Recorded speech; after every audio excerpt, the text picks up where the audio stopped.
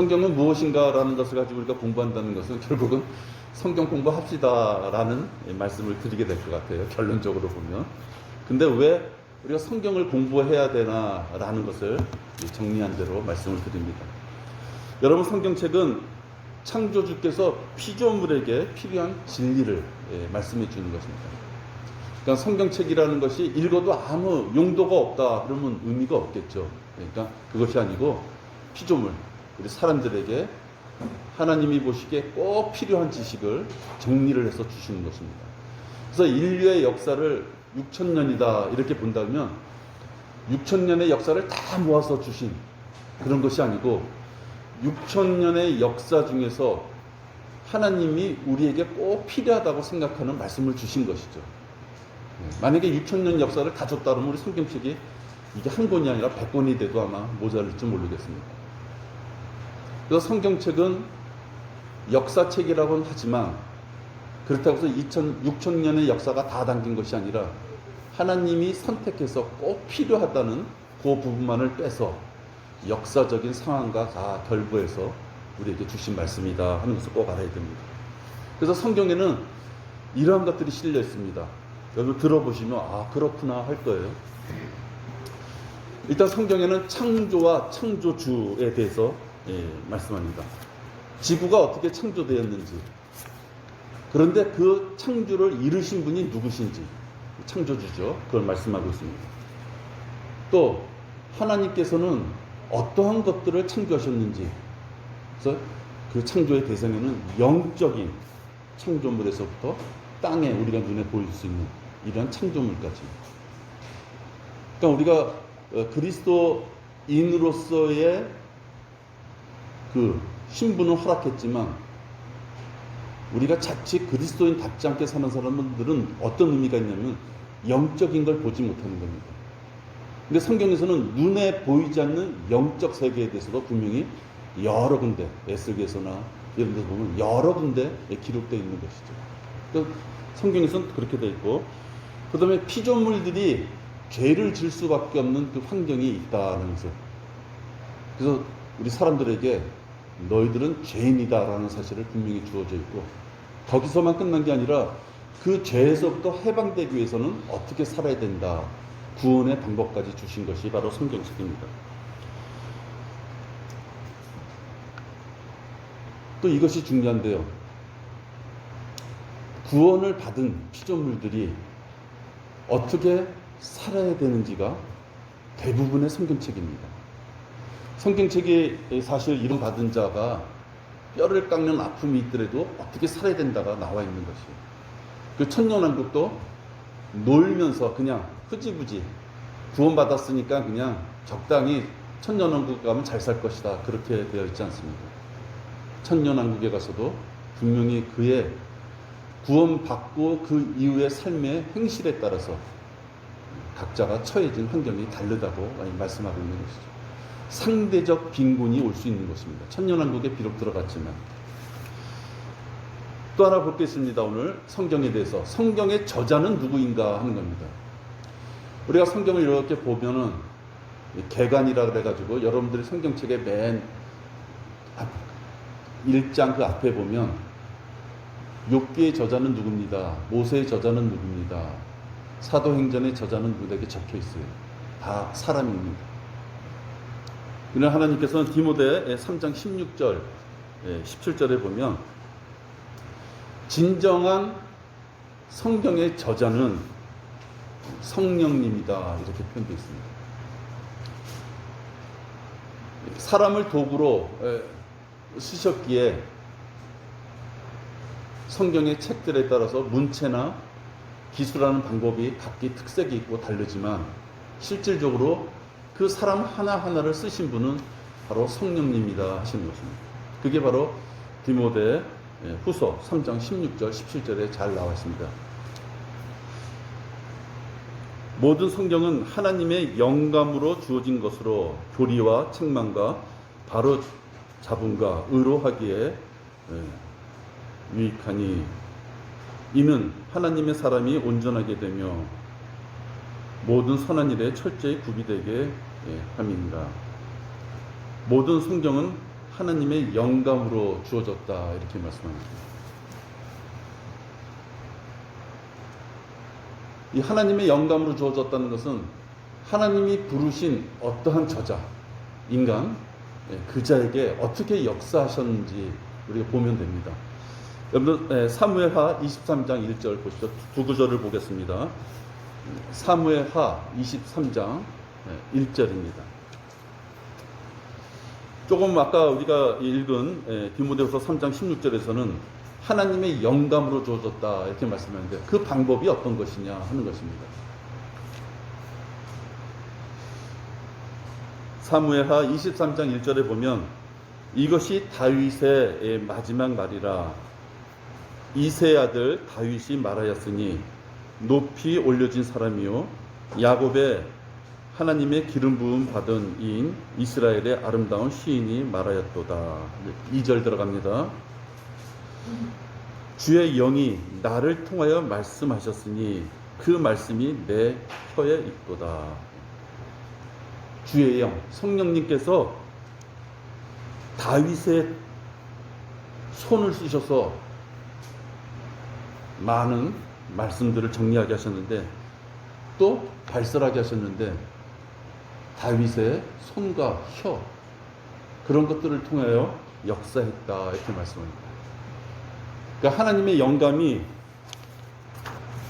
다윗의 혀를 통하여 역사하셨고 그 다윗이 말한 한 글자 한 글자마다 생명을 주셨음을 말씀합니다.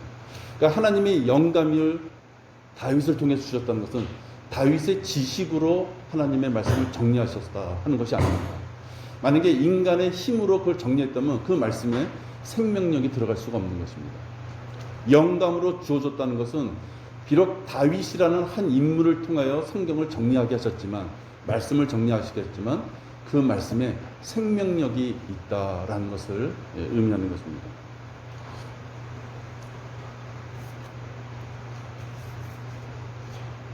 그렇게 성경은 오류가 없는 것입니다. 만약에 사람 하나하나가 다 정리했다면 오류가 있을 수 있죠. 오류가 있을 수 있다는 그 가능성은 어디서 보이냐면은 인간 저자들에 따라서 그 저자의 습관이나 그 저자의 직업이 성경 말씀에 표시된다 하는 것입니다. 누가가 정리했을 방법과 그 다음에 마태가 정리할 방법과 또 바울이 정리할 때 방법을 보면 그들이 평소에 쓰는 말투나 그들이 평소에 글을 쓸 때의 그 작자의 어떠한 문장을 쓰는 그런 습관들에 따라서 바뀌어집니다. 따라서 개인의 습성이 성경 말씀에 나타날 수 있는 여지가 있는 것이죠. 그런데 왜 이 40여 명이 쓰여진 이 성경 말씀에 전혀 오류가 없고 거짓이 없다는 것은 바로 그들이 하고 싶은 말을 쓴 것이 아니라 성령님께서 그들의 손이나 그들의 입술, 그들의 혀를 통하여 그 말씀에 글자 하나하나 살아있는 생명력 있는 말씀을 주셨기 때문입니다. 성경의 모든 예언은 빗나간 적이 없고 이루어졌고 또 성취되고 있습니다. 제가 조금 아까 말씀드린 대로 이 시대가 마지막 시대에 근접한 시대라 그러면 곧 있을 휴거나 대환란이나 그 이후에 있을 여러 과정들도 반드시 이루어질 것입니다. 그것을 어떻게 할 수 있습니까?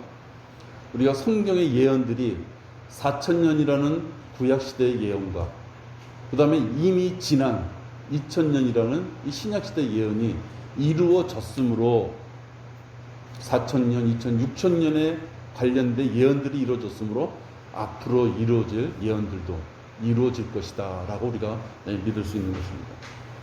또 성경은 순수하게 쓰여졌고 순수하게 보존되어 있다 이런 말씀을 합니다. 시편 12편 6절입니다. 우리가 성경의 순수성과 또 성경이 보존되어 있다라는 것을 할 때 가장 많이 찾아보는 구절입니다. 시편 12편 6절과 7절입니다.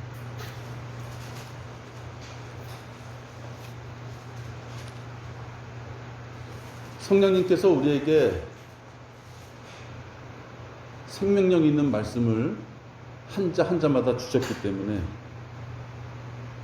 너무나도 당연한 일이지만 그것을 기록할 때 하나하나의 절차까지 또 용어까지 성령님께서 그거를 주관하셨음을 보게 됩니다. 주의 말씀들은 순수한 말씀들이라 흙 도가니에서 단련되어 7번 정화된 은 같도다. 오 주여, 주께서 이 말씀들을 간수하시리니 주께서 이 세대로부터 영원토록 그것을 보존하시리이다. 여러분, 성경 말씀은 여기 순수한 말씀들이라 했어요. 이 말씀을 한 가지 오해하시면 안 됩니다. 하나님의 말씀이 순수하다라는 것은요, 있는 그대로 다 기록됐다 이 말씀입니다. 순수하다 그러니까 마치 지저분하고 오염되고 듣기 싫고 범죄가 연관되어 있고 그런 것들은 빼버리고 다른 사람이 보기에 야, 좀 아름다운 본이 되는 글이다, 그런 것만 기록됐다면 순수한 말씀이라 할 수 없습니다. 순수한 말씀은 있는 그대로 모든 것이 기록된 것이죠. 그래서 요즘에도 동성애다 뭐 이런 성적인 범죄가 요즘 같은 시대에도 가장 큰 범죄죠. 근데 하물며 3000년, 2000년 그 이전에 있었던 그 시대에는 얼마나 더 그것이 큰 범죄였겠습니까? 근데 하물며 자기 아버지의 첩을 범하는 내용도 들어가 있고 자기 며느리를 범하는 내용까지 들어가 있어요. 또 예수 그리스도의 계보를 봤을 때 결코 우리 인간들이 생각하는 아주 거룩한 계보라고 할 수 없습니다. 그래서 성경 말씀은 순수한 말씀이라는 것은 있는 그들의 모든 내용이 다 들어가 있다, 그렇게 보셔야 되고요. 그래서 교회를 다니지 않는 사람들 중에서는 우리 성경 말씀을 이렇게 쭉 볼 때 우리를 비판하고자 하는 사람들이 올바르지 못한 성경이다, 이런 얘기를 많이 합니다. 또 성경을 경계하려는 사람들이 성경에서 지금 우리들이 보기에 좀 낯뜨거운 얘기들을 자꾸만 빼려고 합니다. 오줌이란 얘기, 똥이란 얘기, 그렇죠? 그런 데는 자꾸만 빼죠. 하물며 지옥이란 얘기까지 뺍니다. 그러나 성경은 있는 그대로 모든 것들이 다 담겨있는 말씀이다라는 거고요. 또 하나, 주님께서 보존하신다, 여기 이 말씀들을 간수하시고 주께서 이 세대로부터 영원토록 그것들을 보존하신다 하셨으면 보존하시는 것입니다. 그러니까 지금 이 시대에는 원본이 없으면 말씀이 없는 것이다, 그러니까 말씀이 없는 세대다라는 것이 잘못된 것입니다. 하나님께서 간수하셔서 보존하셨다라고 말씀하시면 보존한 성경이 있는 것입니다. 단지 그 성경이 바른 성경이냐 바르지 못한 잘못된 성경이냐라는 것은 우리가 가늠해야 됩니다. 그러나 지금 이 시대에 원본이 없기에 성경이 없는 시대를 우리가 살아가는 것이다. 지금 우리가 보는 거는 다 이게 실질적으로 그 당시에 있었던 말씀이 아닐 수 있다라고 주장하는 건 잘못된 것이죠. 왜? 하나님께서 간수하셔서 영원토록 보존하셔서 우리에게 주신다 말씀하셨기 때문입니다. 정리해보면 다양한 사람이 다양한 시대와 다양한 환경에서 기록했지만 성경은 통일성이 있고 조화를 이루며 모순이 없다는 것입니다. 이것은 그 약 40명 되는 사람이 각자의 생각을 자기가 깨닫고 터득한 무엇인가를 정리한 것이 아니라 성령 하나님께서 그들의 손과 입술에 살아있는 생명력을 허락하시며 글자 하나하나를 기록하셨기 때문입니다. 여러분, 또 성경의 말씀은 많은 비유가 있지만 특히 날카로운 칼이다라는 것으로 성경 말씀을 이렇게 비유합니다. 성령의 칼이다 이렇게 말씀하죠. 따라서 우리 손에 주어진 이 성경 말씀으로 무엇인가를 자르고 무엇인가를 베어버리지 못한다면 그건 칼로서의 어떻게 보면 효능성이 없는 것입니다. 여러분 집안에도 칼이 있으면 조심조심하게 다룹니다. 애들 있으면 애들 손에 못 닿는 곳에 두기도 하고요. 또 우리 어른들도 이 칼질이나 이런 거 하다 보면 자칫 잘못하면은 베일 수가 있습니다. 그래서 왜 그렇습니까? 이 칼이라는 것은 날카로움이 있기 때문입니다. 근데 오늘 성경에서는 하나님의 말씀을 성령의 칼이다 그러면서 그 날카로운 칼로 우리에게 비유를 해주시는 거예요. 그러면 우리도 성경 말씀을 대할 때 진짜 날카로운 칼을 대하듯이 예민하게 대해야 됩니다.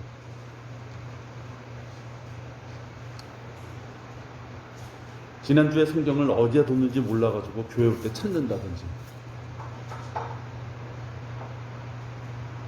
또는 칼이 있으면 어디가 날카로운 면이 있는지를 봐야 되는데,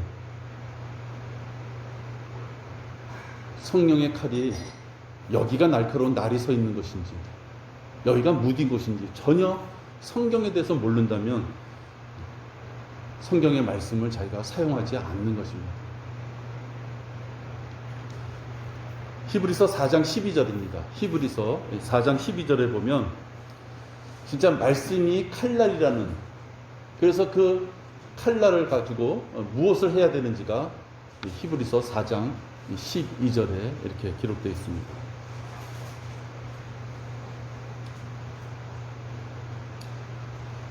성경대로 믿는 이 목사들은 하나님의 말씀만을 전해야 됩니다. 물론 이게 비중을 좀 둬야 되겠죠. 100% 하나님의 말씀만을 가지고 모든 말씀들을 할 수는 없겠죠.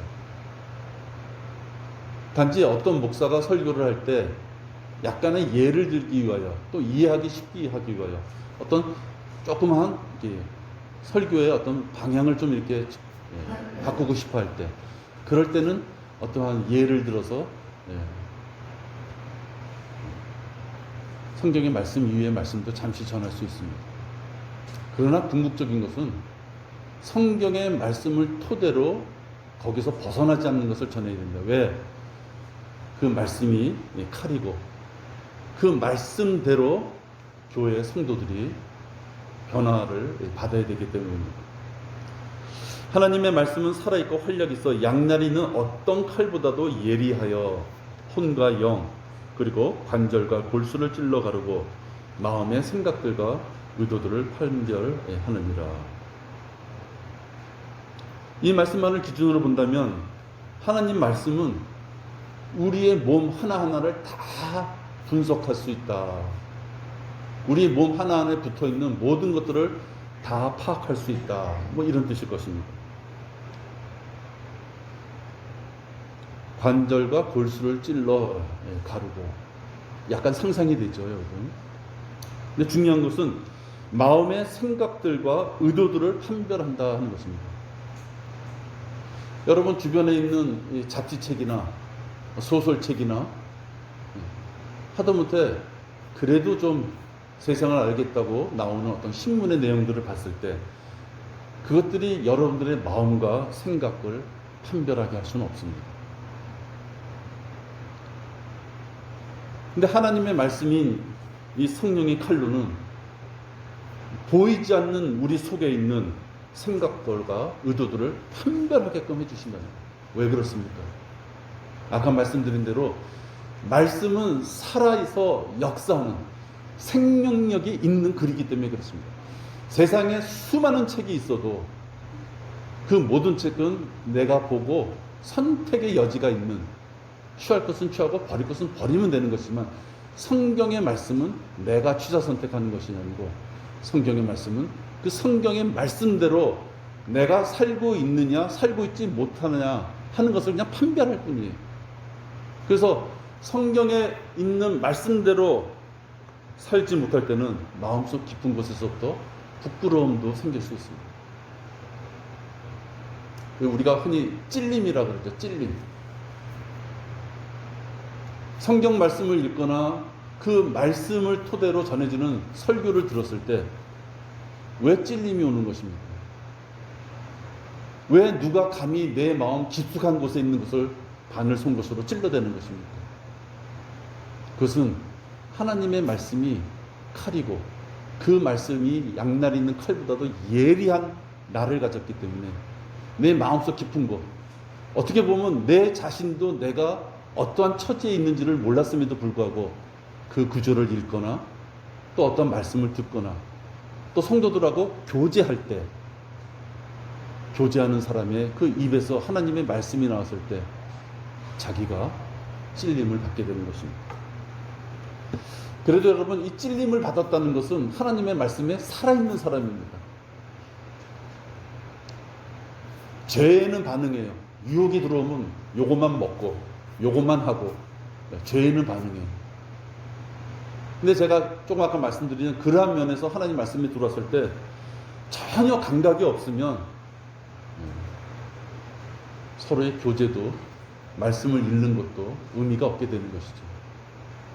어쨌든 하나님께서는 성경의 말씀을 통해서 1000년 전, 2000년 전에 누군가의 손에 의해서 지어진 글이지만 그 글을 지금 읽고 내가 찔림을 받았다면 그것은 그 말씀이 살아있는, 낡은 것이 아니라 썩지 아니할 시로 된 것이니 살아있고 영원히 거하는 하나님의 말씀으로 되었느니라. 우리가 거듭난 건 다른 것이 아니에요. 하나님의 말씀으로 되었다는 거죠. 자, 그러면 이런 성경을 왜 우리 보고 공부하라 하셨는지를 우리가 좀 살펴봐야 합니다.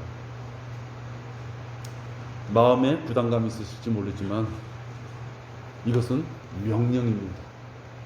저도 여러분한테 공부라는 글자와 명령이라는 이 글자를 좀 다른 말로 좀 전해드릴 수 있을까 한번 생각도 해봤어요. 근데 다른 말이 없는 것 같습니다. 성경을 왜 공부해야 되나? 하나님의 명령이기 때문에 그렇습니다. 이 명령대로 하지 않으면 우리는 죄를 짓기 때문입니다. 명령대로 하지 않았는데도 뭐 특별하게 무슨 어떠한 일이 발생되지 않아요. 그러면 꼭 공부할 필요가 없죠. 그러나 내가 진리의 말씀을 올바로 나누어 자신이 하나님 앞에 부끄럽지 않은 일꾼으로 인정받도록 공부하라라고 분명히 명령형으로 말씀하고 있습니다. 이 변개된 성경에서는 공부하라라는 말과 올바로 나누라라는 말이 삭제되어 있어요. 그래서 그들은 공부는 신학교 가는 사람들, 공부는 전도사 되고 싶은 사람들, 공부는 뭔가, 공부라는 그 글자 자체가 일반 성도들은 성경 많이 읽어라 라는 것까지만 혹시 간다 해도 다행인 것이고, 공부라는 말을 일반 성도들에게 하지 않습니다. 근데 성경 말씀에는 대상 없이 하나님 앞에 부끄럽지 않은 일꾼으로 인정받을 수 있으면 공부해라 라고 말씀합니다. 공부하지 않고 올바로 나누지 않으면 구약시대의 율법을 지금 가져와서 이 시대에 가져와서 이 시대에 마치 율법대로 살아야지 구원받는 것처럼, 여러분, 율법은 실질적으로 지킬 수가 없는 것입니다. 그래서 율법은 그 자체로 미완성이기 때문에 예수 그리스도가 율법을 완성시키기 위하여 이 땅에 오신 것입니다. 그러니까 지킬 수 없는 그 율법을 지금 내가 지키고자 지키려고 할 때마다 그는 자신이 죄인이라고 아마 계속해서 깊은 구렁 속으로 빠져야 될 것입니다. 공부하지 않으면 이렇게 허망한 구원 계획을 가지고 구원받지 못한 생애를 살게 됩니다. 또 성경을 왜 공부해야 되느냐? 자라나야 되기 때문입니다. 베드로전서 2장 1절에 보면 왜 자라나야만 되는지가 나와 있어요. 구원받은 자는 영적으로 자라나야 되는데 영적으로 자라나지 않으면 2장 1절에 보면 그가 어떠한 생활을 하는지가 나타나 있습니다. 그러므로 모든 악의와 모든 속임수와 위선과 시기와 온갖 비방하는 말을 버리고 갓난 아기들로서 순수한 말씀의 젖을 사모하라. 이는 너희가 그것으로 인하여 자라게 하려 함이라. 잘하지 못하면요, 지금 여기 말씀드린 대로 마귀가 주는 이런 환경들, 악의, 속임수, 위선, 시기, 온갖 비방, 더럽고 추한 이러한 환경 속에서 그가 성장할 수 없는 것입니다.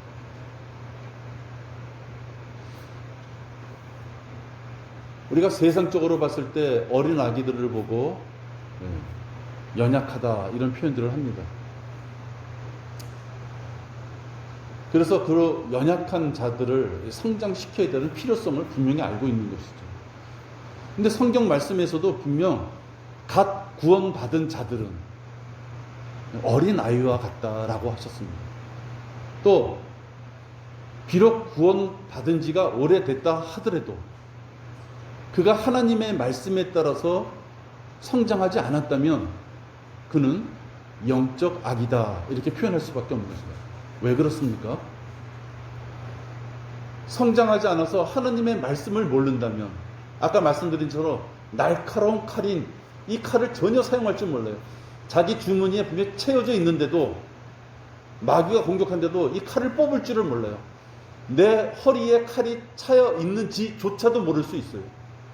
그것은 비록 연륜이 많이 돼서 시간이 많이 흘렀어도 그는 영적 아기에 불과한 것입니다. 왜?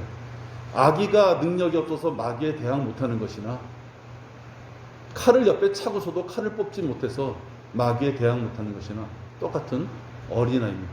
똑같이 마귀가 계속 악이나 거짓말 이게 죄악된 어떤 것들을 줬을 때 그것을 이겨나갈 힘이 없기 때문입니다. 그래서 성경을 공부해라 라고 말씀하고 있는 것입니다. 또 성경 말씀이 없으면 옳고 그름을 판단할 수 없습니다. 죄가 있으므로 무엇이 올바른 것을 우리가 알게 됩니다. 하나님께서 우리에게 율법을 주신 것은 율법 때문에 무엇이 죄인지를 알 수 있기 때문에 율법을 주셨고 지금도 율법을 폐하신 것이 아닙니다. 지금 우리는 구약의 성경의 말씀을 통해서 율법 이런 걸 과거에 주셨는데 하나님께서는 이런 것들을 부적당하게 생각하셔서 이런 것들을 외면하시고 이런 것들에 대해서는 이렇게 강력하게 징계를 하셨구나.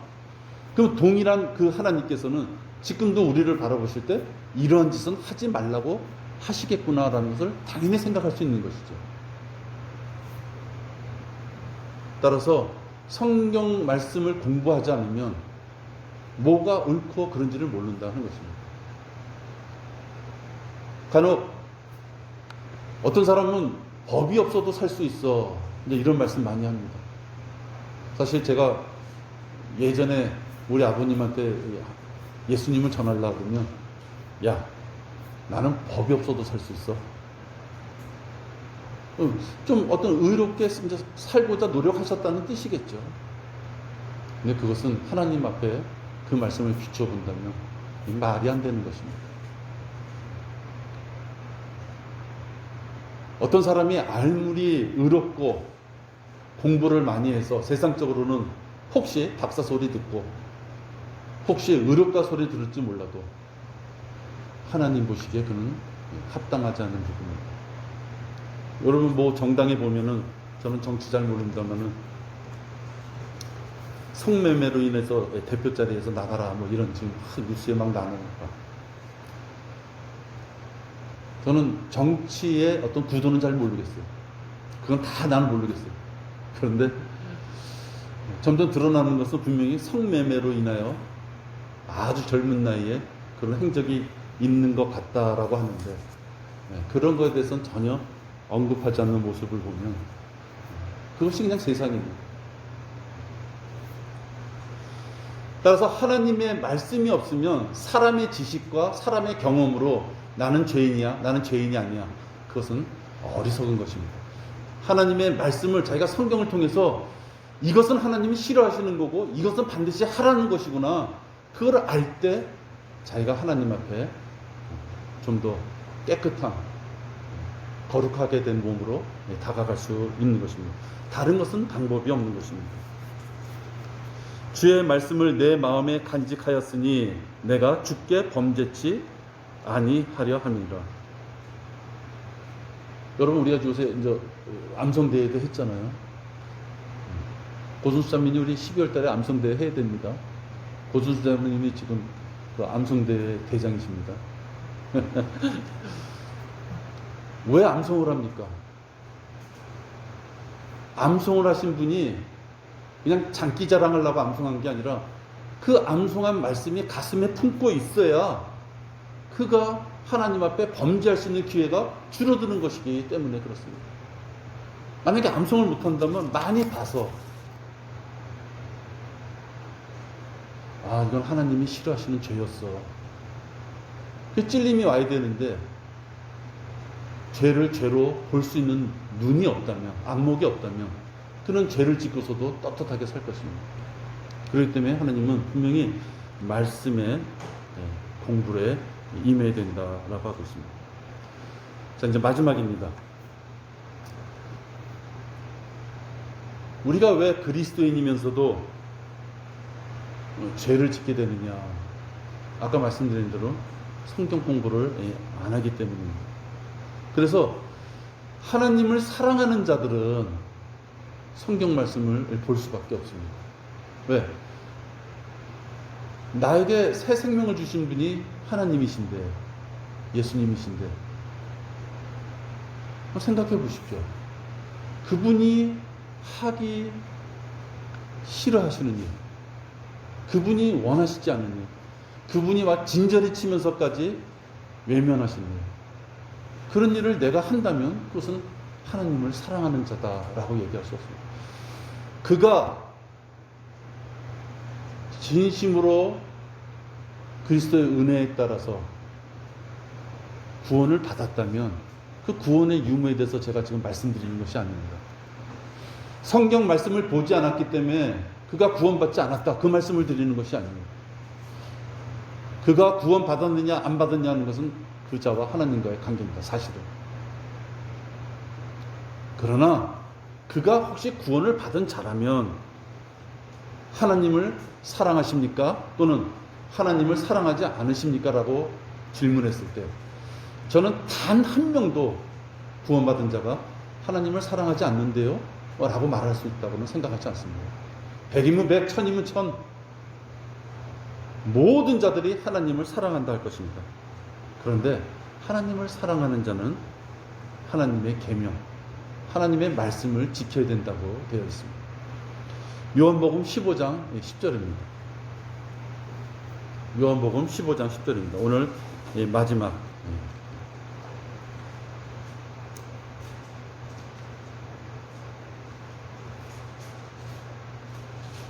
단적으로 얘기하면 하나님을 사랑하지 않으니까 말씀을 공부하지 않는다. 저는 이렇게 얘기도 하고 싶습니다. 요한복음 15장 10절에 보면 내가 나의 아버지의 계명들을 지켜서 말씀들을 이렇게 지켜서 그분의 사랑 안에 거하는 것 같이 너희도 나의 계명들을 지키면 나의 사랑 안에 거하니라. 삼위일체 예수님도요, 하나님 말씀대로 살아가기에 하나님의 사랑 안에 자기가 있다라고 말씀하는 겁니다. 하물며 삼위일체 예수님께서도 아버지가 말씀하시는 그대로 본인도 그러한 삶을 살기에 자기가 하나님 안에 그 사랑 안에 거한다 말씀. 그러시면서 우리에게 주신 말씀은 뭐냐? 너희도 내가 너희들에게 전했던 그 수많은 말씀들을 지켜 행하면 너희가 나의 사랑 안에 거할 수 있다라고 말씀합니다. 따라서 내가 하나님 안에, 하나님의 사랑 안에, 예수 그리스도의 사랑 안에 내가 하나님을, 예수님을 사랑하는 자냐 아니냐는 것은 자기가 판단할 수 있는 것입니다. 내가 이 귀한 성경의 말씀대로 살아가고자 성경 말씀을 읽고 있느냐, 읽다 보면 모르는 게 분명 나옵니다.